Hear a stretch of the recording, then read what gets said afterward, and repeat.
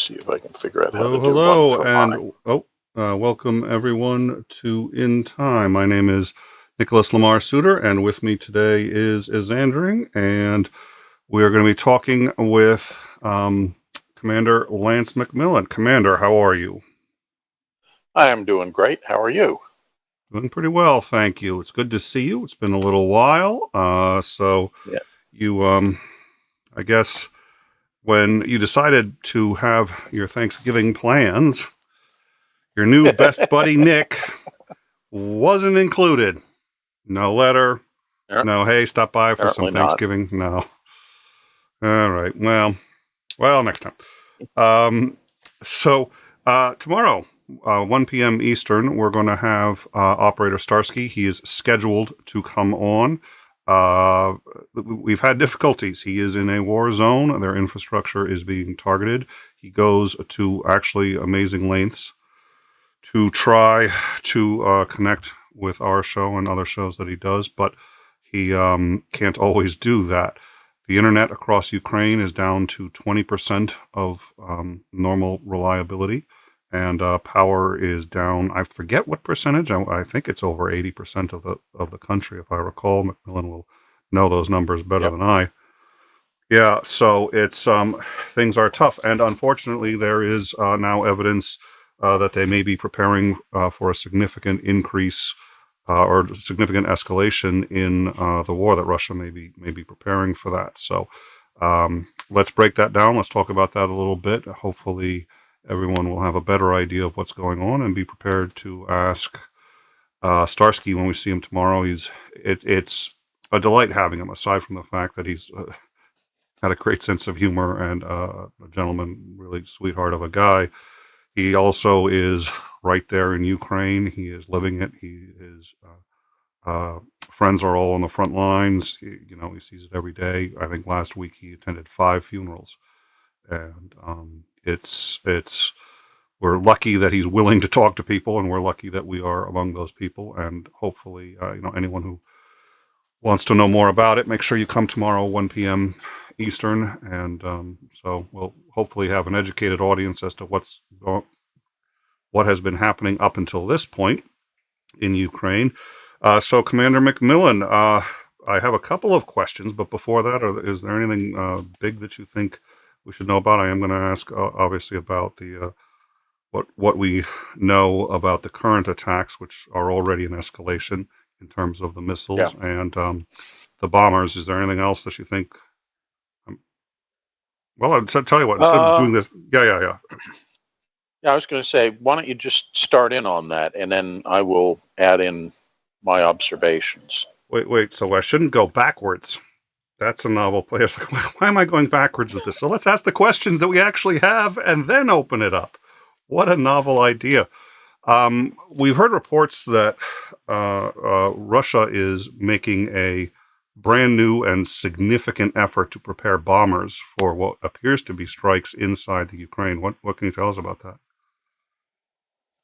So there's satellite imagery of one that I know of, Russian airbase, that has a bunch of unusual aircraft staged at it. In other words, ones that are not normally associated with this particular airbase. Most of the aircraft that are now causing this interest are aircraft which would fall into the category of strategic bombers. In other words, ones that are part of their nuclear triad, kind of like for us, B-2s or B-52s. Weapons that carry nuclear weapons typically. And from some of the reports, it appears that upwards of 20% of the Russian strategic air inventory have been forward deployed to some of these bases. That's a large portion if you think about what that means. And we'll go into that in a sec. The other thing that's associated with what they're seeing at these bases are large transport aircraft. And the conjecture is that the transport aircraft are being used to carry missiles that would normally be carried by those aircraft into the forward areas so they could arm them for further attacks.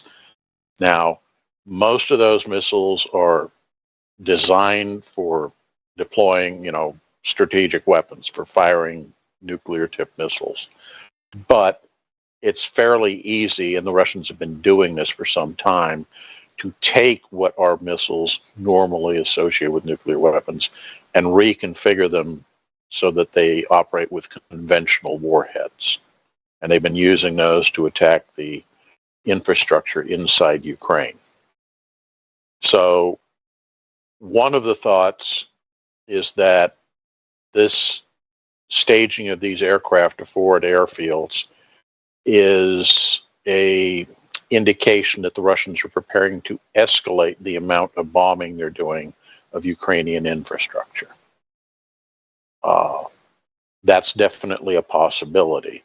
It's perhaps almost just as likely that what's happening is they're running out of stocks of the missiles that they have been using to conduct these infrastructure bombardments, and are having to now dig deeper into their inventory, their arsenal, to find other weapons they can continue that bombardment. Or it could be a combination of the two. It could be that they're running low on those stocks and they figured, well, let's get this stuff pre-staged and maybe use it for a sudden big surge of attacks, and maybe that'll bring the Ukrainians to the negotiating table.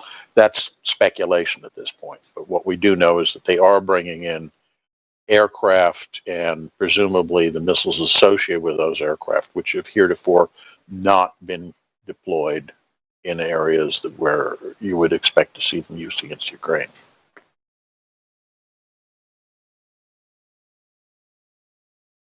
Your lips are moving, but we can't hear you.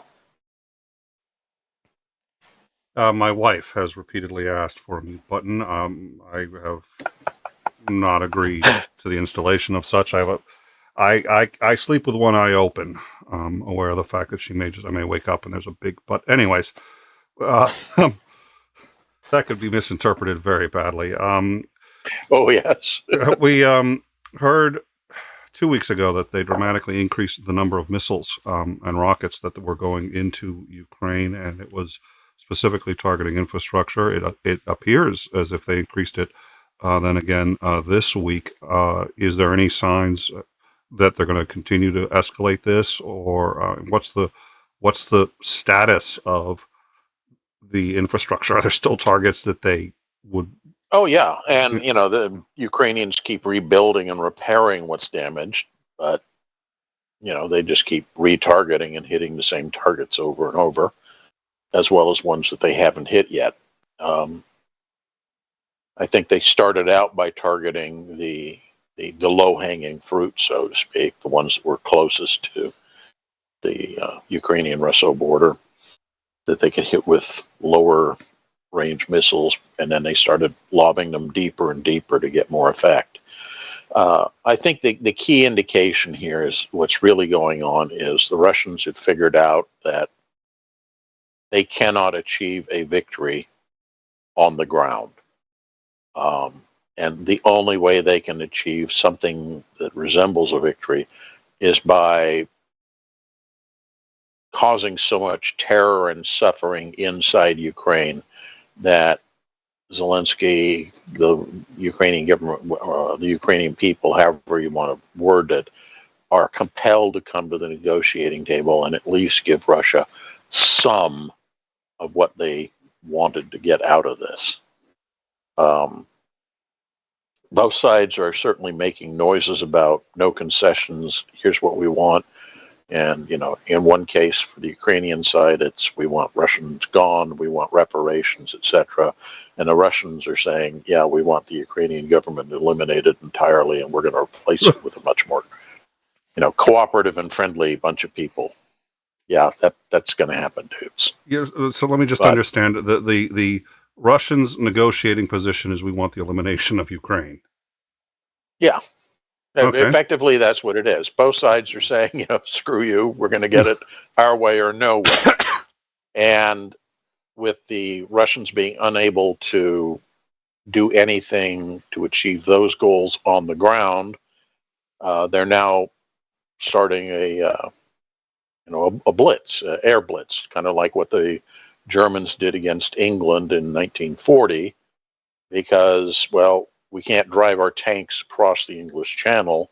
The only way we can start affecting what's going on is, force the British to negotiate a surrender by bombing them into submission. And I think that's kind of the equivalent of what's happening here. The other thing that ties into that is right now the weather is,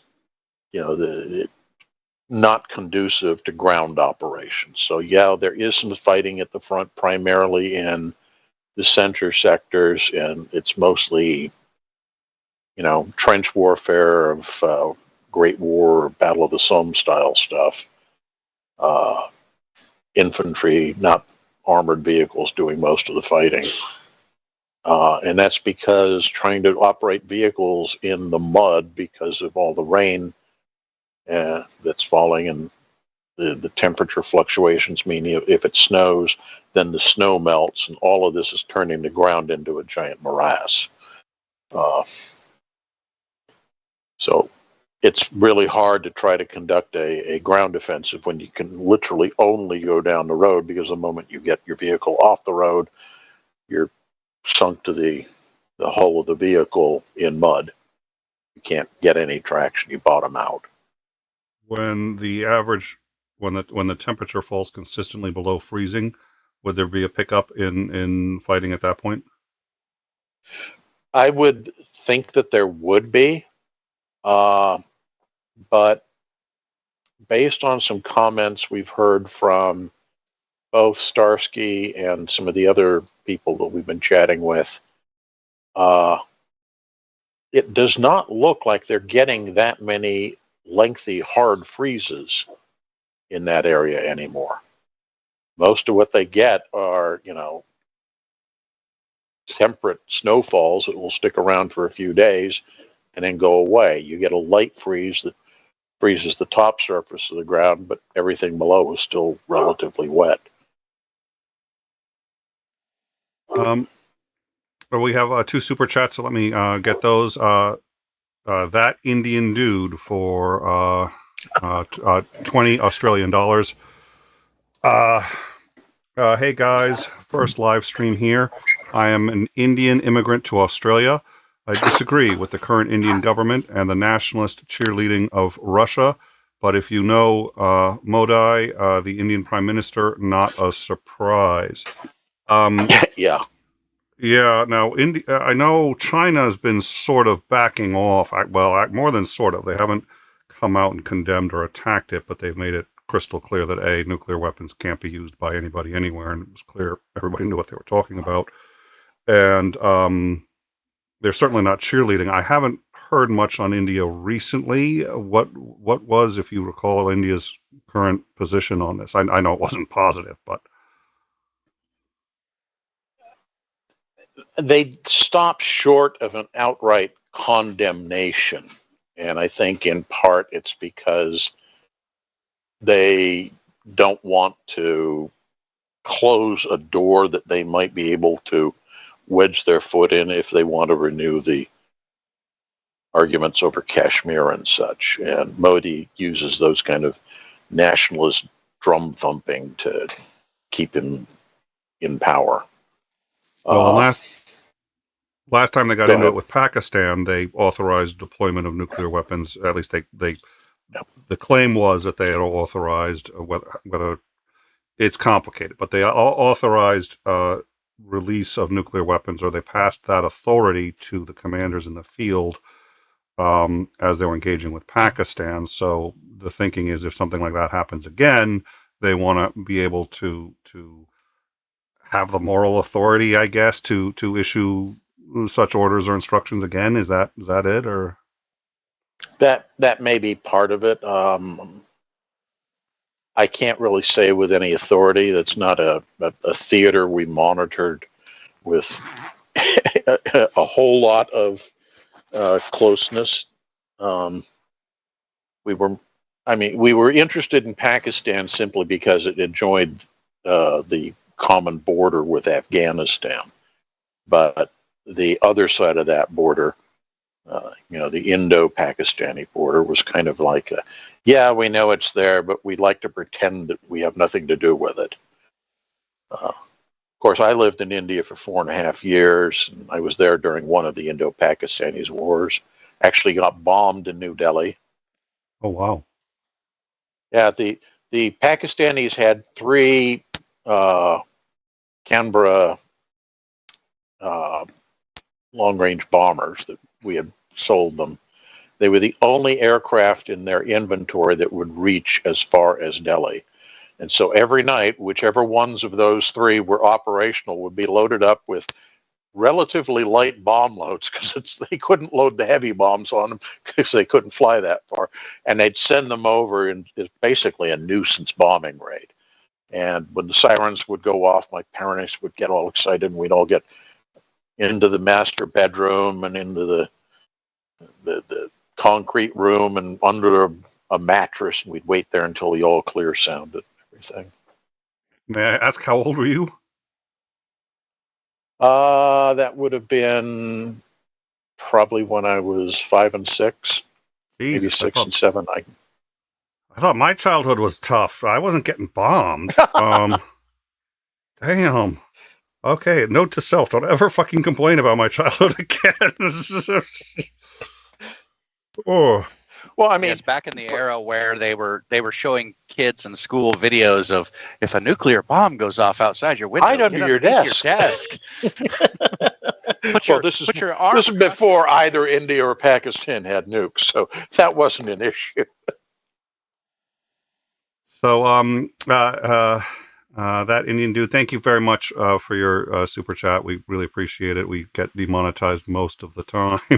That's one reason you'll note, and Michael Westby noted this earlier, we do sometimes play commercial music. We can use it, actually, but you lose ad revenue for that show. Well, which is the same as a strike. This show was stricken basically based on the topic. It's as soon as I make the show, it says, okay, it's already limited on ad revenue. It usually loses it about 5 minutes in. So the upshot is I can use just about any music I like. I can't. But anyways, Gaming with Robin, £6. Nick, the thing to do is to go to the local high school and get them to, record a song for you. You pay them some nominal fee, and then you can use it, and you'll never be demonetized again. And that becomes the official in-time show theme music. Oh, we've got official theme music. That's not the issue. They don't like the topics we talk about, and they strike us as soon as we talk about it. We're demonetized.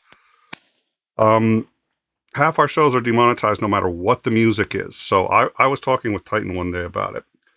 And I said, there's so much music I'd like to use, but they demonetize you if you use that music. He's like, wait a minute, you're getting demonetized anyway, aren't you? I was like, yeah. He's like, well, if there's a show that you know is going to be demonetized because the topic is violent, if you're going to discuss, there's a list of topics. If you're going to discuss war, genocide, any number of other things, you are demonetized.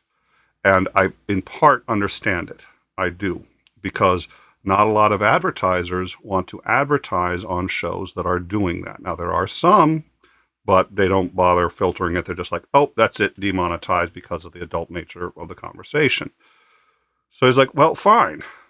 Why don't you line up 60 songs that you would like to play and play them all on the show that you're demonetized? They can't demonetize you 60 times. I was like, that's a great fucking idea.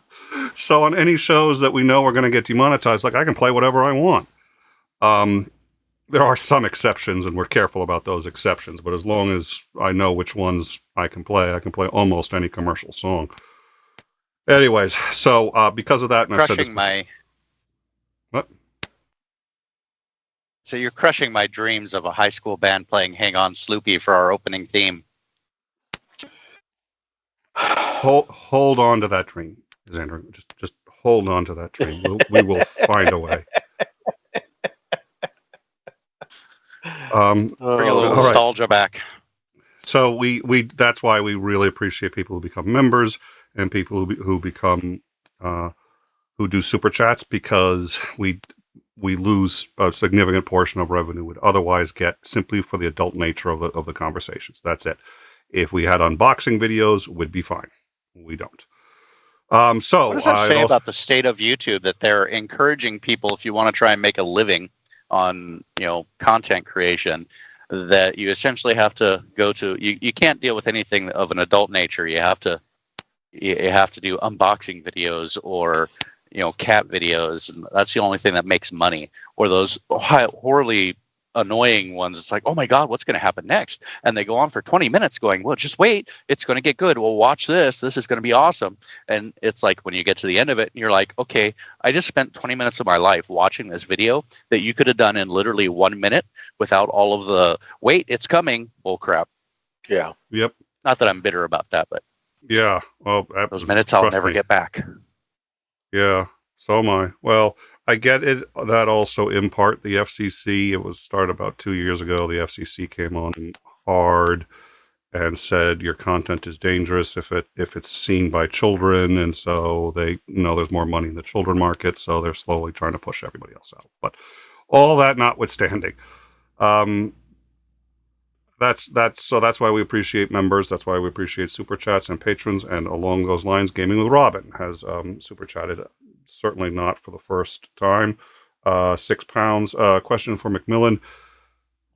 You mentioned the airplanes are nuclear bombers. Any reason to believe that nuclear weapons might enter the battle at some point soon? We've talked about that before.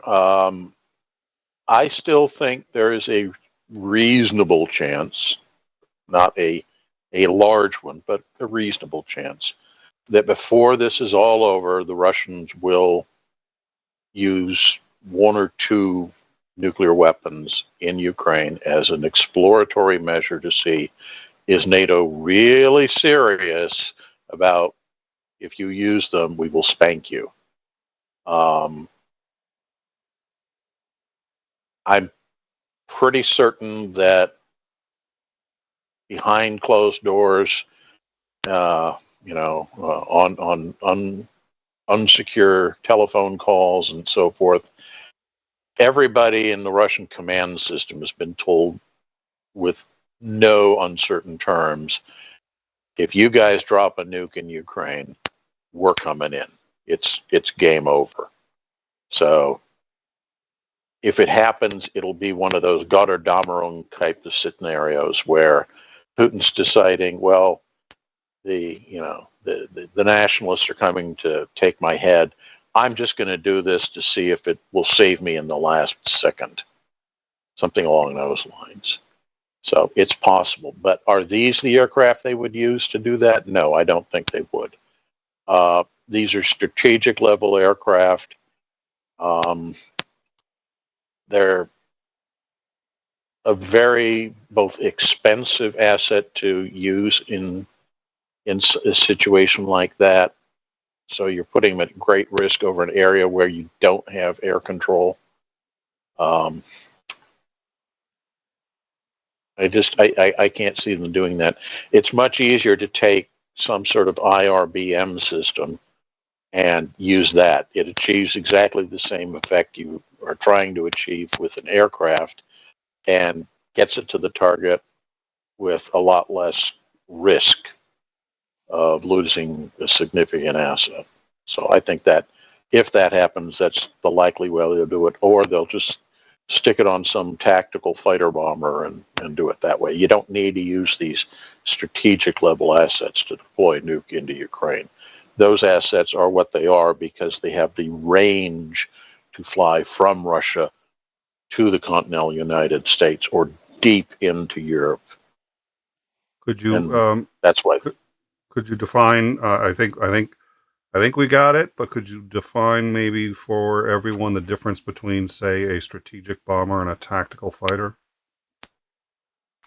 Sure. So the aircraft that you've seen in almost every one of the photo clips that you've seen on YouTube or wherever about air combat going on inside Ukraine, those are tactical level aircraft. They're comparatively short range. Some of them do have good range, longer range, but most of them are fairly short range. They don't have a huge payload. If you did put a nuke weapon on it, you're probably only able to carry one or two because of the weight of the weapon system. The strategic bombers are configured to carry multiple nuclear weapons. They have a much larger capacity in terms of the amount of ordnance they can carry and the types of ordnance they can carry. The missiles that those aircraft would be using are longer range missiles. They're not shorter range tactical ones where you're shooting at a tank that you can literally see on the road down below you. That kind of stuff. That answer your question? Yes, I think so. Thank you. Perfect. All right. So the other interesting thing that we've been hearing about, before I want to turn it over to Xandring and also to see if there's anything else that we've missed that you think we should discuss, is that Putin has been recently talking about how Russia really owns Poland, which is a very similar talk to what he was talking about Ukraine right before he invaded. There are a lot of people who are worried that he's preparing to invade Poland. So the question is he prepared? Well, no, three questions. One, what has he been saying and doing? Two, do you think he is planning on invading Poland? And three, if not, what on earth is he doing? Okay, let's first talk about the claim. Russia at one point did own much of Poland. The rest of Poland, because Poland didn't exist as an independent country at that point, was owned by Germany. At the end of World War I, during the Versailles Conference, a decision was made to establish an independent Poland. And it was put together out of the chunks of territory that were controlled by those two nations. There are other parts, we won't get into the nitpicking stuff. I think Lithuania had some, Hungary had some, whatever. The key is that the two countries from which most of Polish territory today came from are Germany and Russia.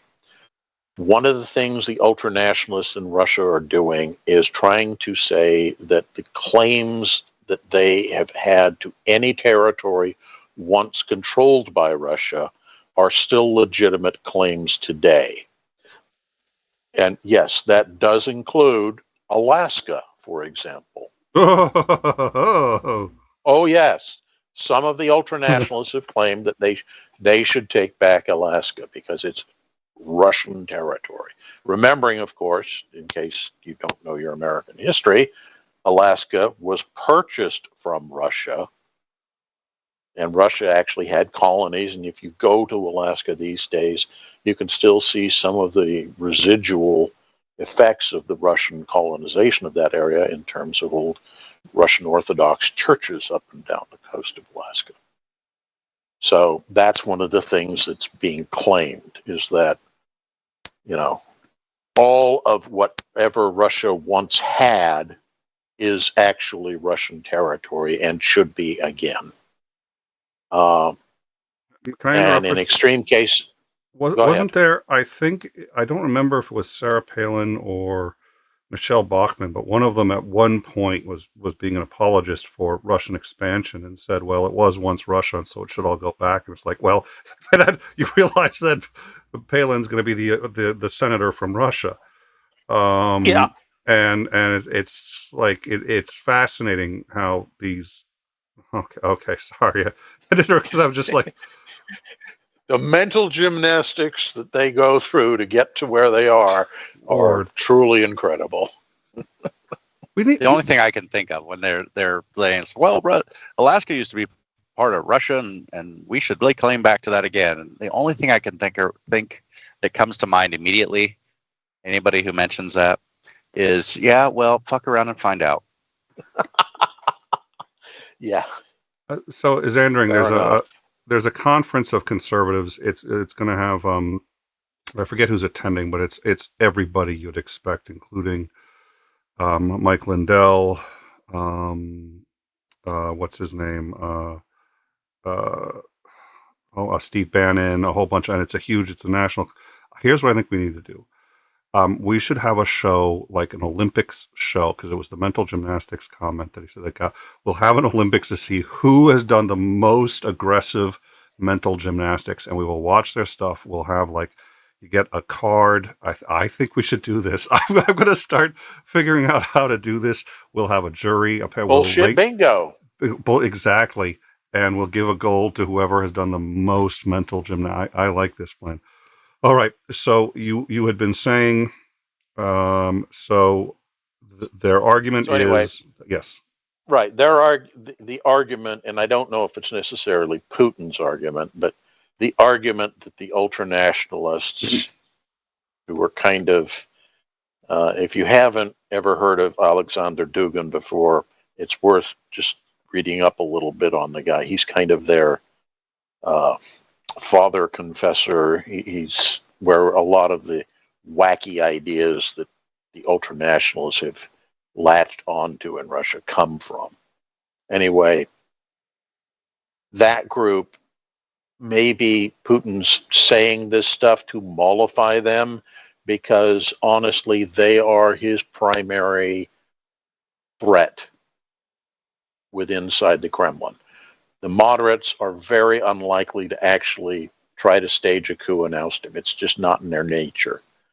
The ultranationalists, yeah, they have talked about maybe it's time that the guy who's, holding us back from our true ability to influence events, in other words, the thinly veiled wording that isn't being said is, we have nukes, why the hell haven't we used them in massive quantities to achieve our goals? That's what the ultranationalists believe. Jesus. Yeah, these are true nutcases. So, is he serious about trying to do something with Poland? I don't think so. I think, again, he knows that an attack on Poland triggers Article 5, triggers NATO intervention, and that in turn triggers, Russia ceases to exist as a national entity, at least for some time, because NATO will go in and eliminate the current government, eliminate the oligarchies, eliminate the ultranationalists, and try to, I would assume, set up some sort of post-war build a democracy like they did in Germany or Japan after the end of World War II. So I don't think Putin's serious about anything going on with Poland. It does, however, serve his purposes to make that a perceived threat, because it does two things. One, it makes the more nervous of the NATO nations worried about provoking Russia, because they definitely don't want to trigger such an event. So they're by being pressured might be more willing to say, hey, maybe we should stop sending so much stuff to the Ukrainians. We don't want to aggravate the Russians. The other thing it does is it puts Poland in a weird position, because of the countries within NATO, the Poles have been the most vocal about, we really ought to be intervening in some format to help the Ukrainians. And if you threaten Poland, I think they're hoping that it forces the Poles to tone down that aggressive rhetoric somewhat. That may be what's going on. All right. Xandring, did you have any questions you wanted to ask?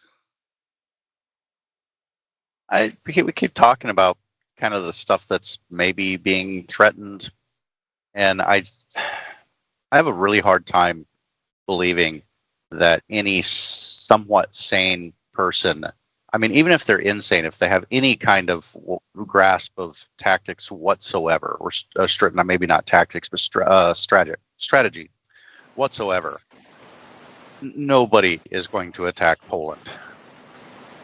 That's just, still, once again, it brings up the whole fuck around and find out.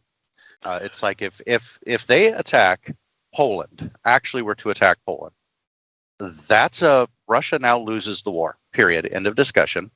The only question that remains is whether everybody loses or if just Russia loses. I agree with what you've said, except for one point. And it's, you have to get into the mentality of the ultranationalist faction. They are akin to that group of diehard Japanese officers at the end of the war who actually tried to, kidnap the emperor to prevent him from going on the air and saying, I'm going to agree to, surrender to the Allies, because they believed so strongly in, the supremacy of the Bushido spirit that somehow it was going to pull them out of this mess. It's, and I hate using this analogy, but it's one that you can understand. It's like the Native American ghost dancers who would go into a trance with their, little special shirts and everything, believing that by worshiping and going through those rituals that they would become bulletproof, invulnerable to the white man's bullets. That's the kind of mental gymnastics, going back to the phrase, that the ultranationalists in Russia are kind of engaging in here. They truly believe that there is some sort of semi-divine destiny, that Russia is supposed to be the supreme ruler of the world. And they're willing to put everything at risk to achieve that goal. Now, as you keep saying, let's see you try it. Yeah, that's the point. How much of this is them, thumping their chests and crowing like peacocks or roosters or whatever? I don't really know. But from all outward appearances, that's the way they think. They really legitimately believe that destiny will save them and Russia will emerge triumphant in all this. So if that's that truly group frightening. It is. It's terrifying. And if that group manages to somehow seize power, we'll find out just how damn dangerous things are.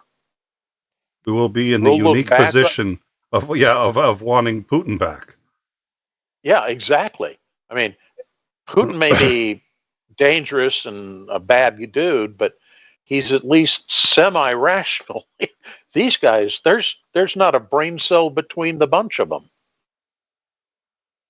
Yeah, that sounds about like the time we need to reinvigorate the more colorful or the more conspiracy-minded stories of the CIA, and just flood all of Russia with operatives that are just going to start taking people out. Yeah. Because that is truly a frightening thought, that you could get somebody that is that deranged. And I guess I kind of see the point of that it's possible for somebody to get that deranged, to think that they are in any way going to win. And yeah.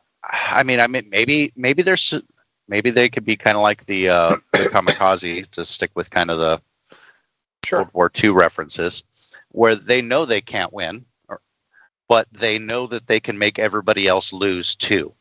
And maybe they're okay with that as a possible outcome. Yeah, that's what I call the 𝗲𝗲𝐷𝗆𝐺 scenario, which is, if I can't win, nobody's going to win.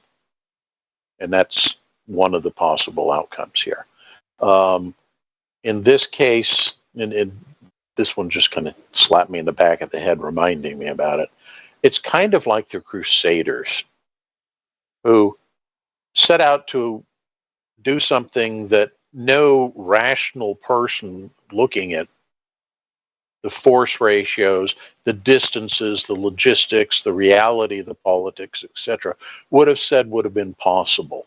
How in the hell is this tiny group of just a couple thousand Europeans going to defeat all Islam and retake Jerusalem? It's not going to happen. And yet somehow it does.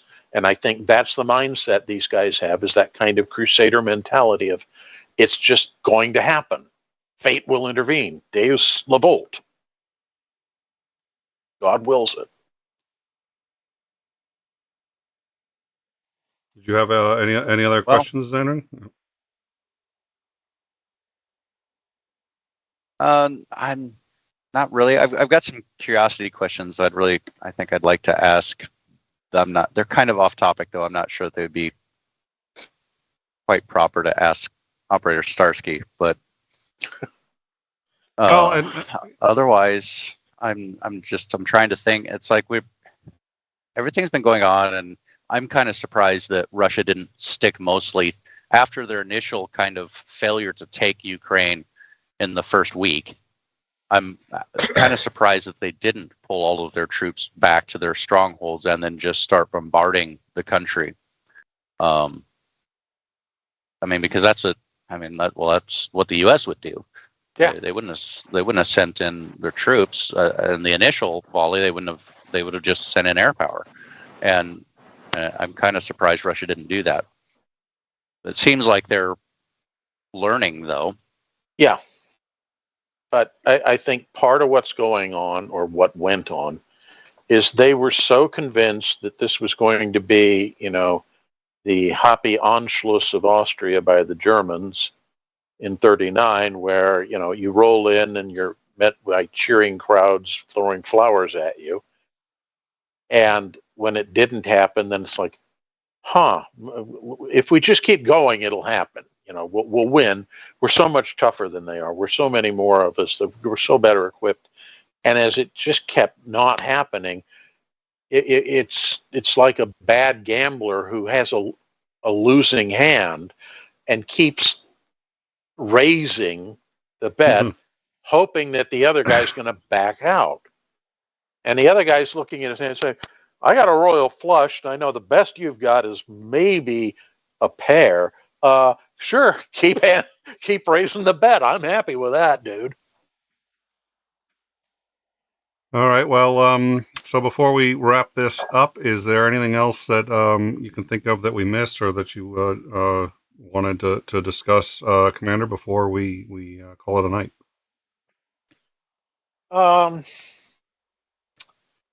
Not really. I think one of the things we need to keep an eye on, which will suggest what's going on, or how this may play out, is the question of how much the protests and the, for lack of a better word, we'll call it insurrection inside Russia, is growing. We know there's some degree of open opposition to Putin in the war, but it's been disorganized and relatively low level. But if we start seeing that escalating, I think that may be an indication that it's the beginning of the end. So I would keep an eye on that level of stuff. And the trouble is, Russia has now effectively become a closed society. So getting information out of Russia is very tricky. But on the other hand, it almost sounds like a double-edged sword. Because earlier we were talking about, what if Putin gets kind of desperate or gets backed into a corner, thinking that, with all of maybe a last desperate attempt at something dramatic may save him. If we start seeing a lot more organized uprising or more widespread in Russia, do you think that is going to push him more towards that corner where he might do something drastic? I think there's two sides to that coin. The first side is that if the people who are doing the agitation are doing so at the behest of rival oligarchs, ultranationalists, for example, then yeah, I can see Putin getting desperate and trying something irrational to try to save things. If it's a bottom-up groundswell of the Russian people saying, enough of the BS, we need to stop this, we need to remove this bunch of thugs who've been ruling us for the past several centuries from power and put in a real democratically elected government that represents the will of the people.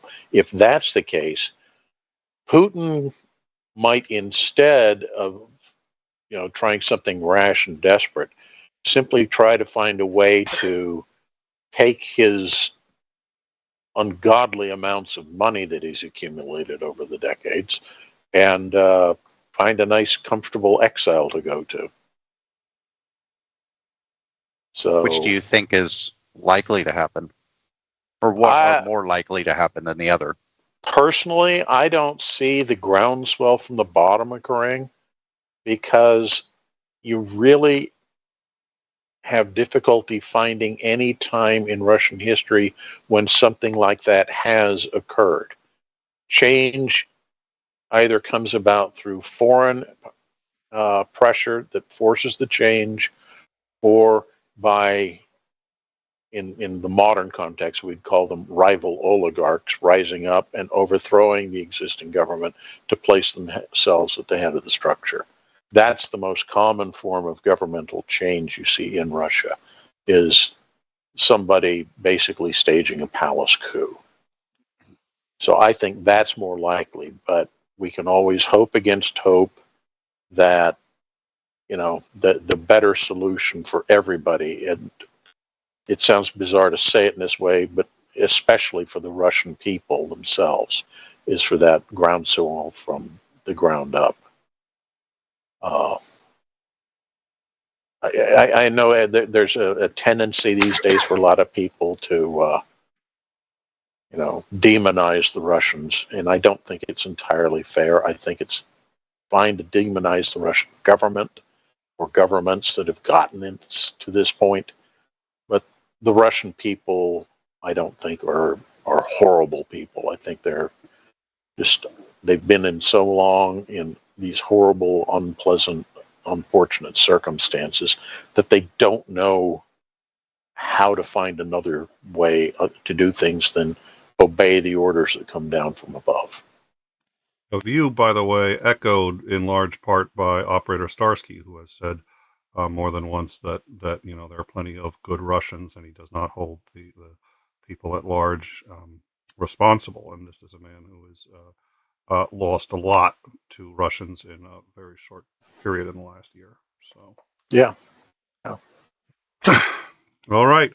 Well, thank you all for joining us. Tomorrow, 1 p.m. Eastern Standard Time, we will have McMillan with luck, Operator Starsky with luck, and with luck we will have Zandering tomorrow, 1 p.m. Eastern, to discuss what's going on in the Ukraine and hear it really from the horse's mouth with Operator Starsky.